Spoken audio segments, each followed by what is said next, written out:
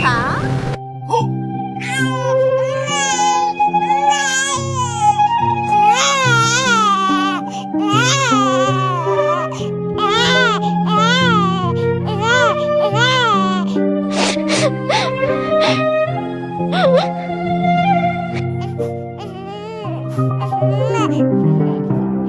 They confiscated your motorbike, so what are you going to do to get it back?